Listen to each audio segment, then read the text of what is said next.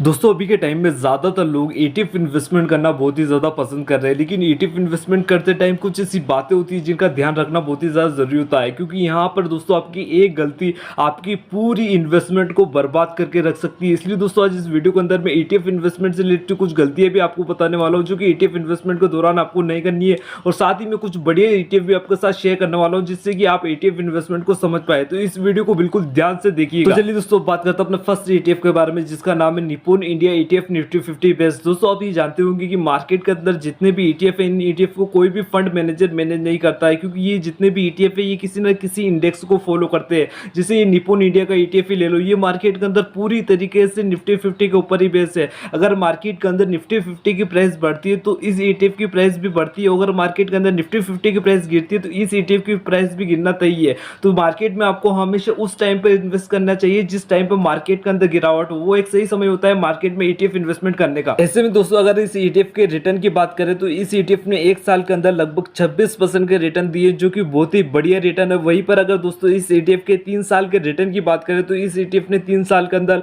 लगभग 60% के रिटर्न दिए, जो कि बहुत ही बढ़िया है। दोस्तों ये जो ETF है पूरी तरीके से मार्केट के अंदर निफ्टी 50 के ऊपर ही बेस है, ये पूरी तरीके से मार्केट के अंदर निफ्टी 50 की तरह ही काम करता है। पर दोस्तों अगर इस ETF के 5 साल की रिटर्न की बात करें तो 5 साल के अंदर इसने 127% का रिटर्न दिया, जो कि बहुत ही बढ़िया है। तो बीच में जब कोविड आया था ना दोस्तों, तो मार्केट पूरी तरीके से गिर गया था, तो जिन लोगों ने भी इस ETF में डाउन मार्केट में पैसा इन्वेस्ट किया होगा उन्हें बहुत ही अच्छा खासा प्रॉफिट हुआ होगा, क्योंकि इन कुछ सालों के अंदर मार्केट पूरी तरीके से ऊपर की तरफ ही गया है। वहीं पर दोस्तों अगर हम इस ETF के AUM यानी इसके फंड साइज की बात करें तो वो भी यहाँ पर आपको क्लियरली दिख रहा होगा, जो कि अभी के टाइम पे चल रहा है लगभग 29,369 CR का आसपास आपको दिख रहा है। वहीं पर दोस्तों अगर हम इस ETF में रिस्क की बात करें तो इसमें रिस्क आपको थोड़ा ज्यादा देखने को मिलता है, क्योंकि ये जो ETF है ना, ये मार्केट के अंदर पूरी तरीके से निफ्टी 50 के ऊपर ही बेस्ड है। तो मार्केट के अंदर जो निफ्टी 50 है वो इंडिया के स्टॉक मार्केट को रिप्रेजेंट करती है, तो उसमें शॉर्ट टर्म में आपको मार्केट के अंदर उतार चढ़ाव थोड़े ज्यादा देखने को मिल सकते हैं, लेकिन अगर आप लॉन्ग टर्म के लिए पैसा इन्वेस्ट करो तो उसमें कोई भी ज्यादा रिस्क आपको देखने को नहीं मिलता है। तो चलिए दोस्तों बात करते हैं अपने दूसरे फंड के बारे में जिसका नाम है central public sector enterprises exchange traded fund. दोस्तों ये जो फंड है ये 11 POS कंपनियों से मिलकर बना है, यानी 11 कंपनियों का एक बास्केट है। वहीं पर दोस्तों अगर हम इस ETF के रिटर्न की बात करें तो इस ETF ने एक साल के अंदर लगभग 117% के रिटर्न दिए, जो कि यहाँ पर आप क्लियरली देख सकते हो, जो कि बहुत ही बढ़िया रिटर्न है।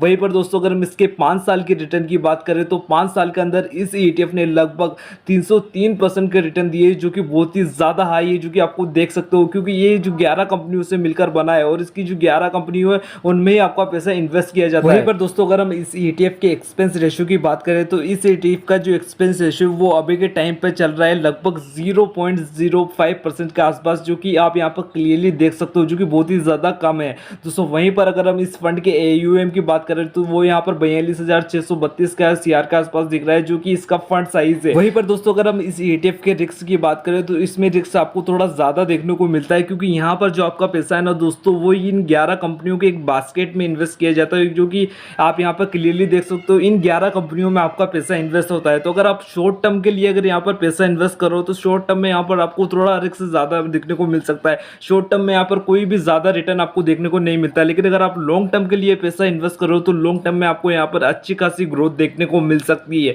इसलिए दोस्तों अगर आप किसी भी ETF में पैसा इन्वेस्ट करो लेकिन हमेशा लॉन्ग टर्म के लिए इन्वेस्ट करो, वही आपके लिए बहुत ही ज़्यादा बढ़िया होता है। ज़्यादातर लोग ETF इन्वेस्टमेंट करते टाइम दोस्तों ऐसी गलतियाँ करते हैं जो आपको नहीं करनी है। चलिए बात करते हैं अपनी पहली गलती के बारे में। हमारी पहली गलती है ETF इन्वेस्टमेंट नॉट रिटर्न। अब ज़्यादातर लोग क्या करते हैं दोस्तों, ETF इन्वेस्टमेंट करते टाइम वो क्या करते हैं कि ETF के रिटर्न को देखते हैं, जिस ETF ने मार्केट के अंदर सबसे ज़्यादा रिटर्न दिखे हैं ना उसी ETF में वो अपनी इन्वेस्टमेंट की शुरुआत कर देते हैं, ना उसी ETF को एनालाइज करते हैं ना कुछ करते हैं, बस उसके रिटर्न को देखकर उसमें अपनी इन्वेस्टमेंट की शुरुआत देते हैं। और कई सारे ETF तो मार्केट के अंदर आपको ऐसे देखने को मिलते हैं जो शॉर्ट टर्म में तो अच्छा रिटर्न देते हैं, लेकिन लॉन्ग टर्म में उनमें कोई खास रिटर्न देखने को नहीं मिलता है। इसलिए दोस्तों आपको कभी भी मार्केट के अंदर ETF के रिटर्न को देखकर उनमें इन्वेस्टमेंट नहीं करनी चाहिए, उनको पूरी तरीके से एनालाइज करना चाहिए। तो चलिए दोस्तों बात करते हैं अपनी दूसरी गलती के बारे में, शॉर्ट टर्म इन्वेस्टमेंट वो भी ETF में। दोस्तों ज़्यादातर लोग जब भी ETF इन्वेस्टमेंट की शुरुआत करते हैं तो वो यही सोचते हैं कि 1-2 साल तक हम पैसा इन्वेस्ट करेंगे और हमारा पैसा वहाँ पर डबल हो जाएगा। दोस्तों ETF इन्वेस्टमेंट अगर आप कर रहे हो तो 1-2 साल में आपको कुछ खास रिटर्न नहीं मिलने वाले।